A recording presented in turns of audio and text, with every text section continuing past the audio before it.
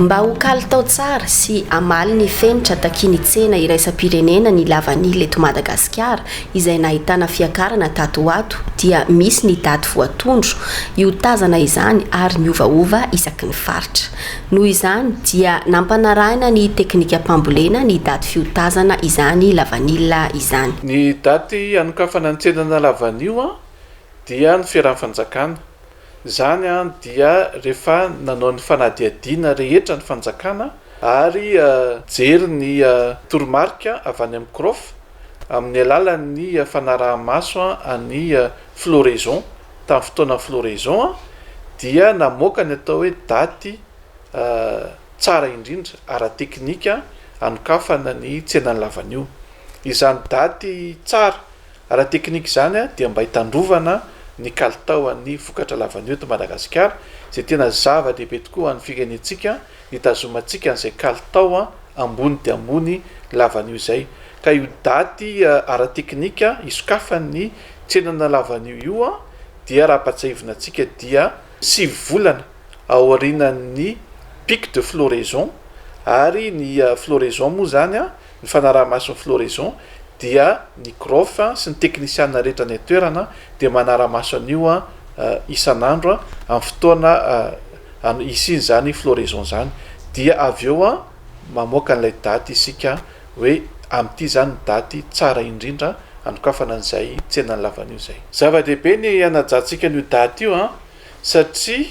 raha lasa loloatra ny fiotazana sy ny fanokafana ny tsena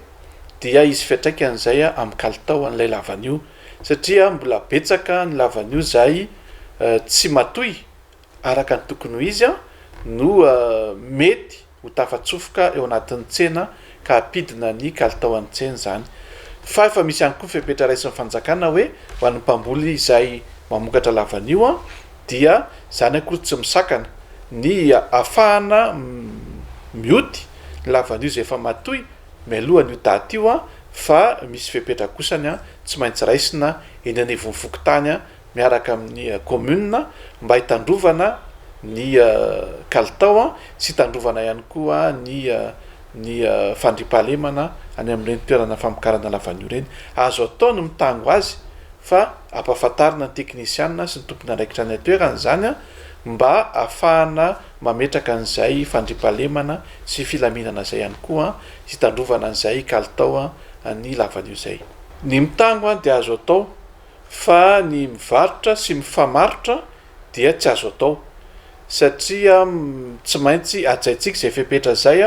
mba hisian'ny fifandaminana amin'ny zay tsenany lavanio zay mba tsy ho gaboraraka ilay tsena ary isy ny fanaraha-maso satria izay fanaraha-maso zay koa dia zava-dehibe ihany koa na ho an'ilay mpamokatra zany na ho an'ireo le mpividy mba ahafahantsika ihany koa mampisy an'ilay fitoniana sy ilay fandripahalemana ao anatin'ity sehampiariny ity dia alao samy mba manaja an'izay toromarika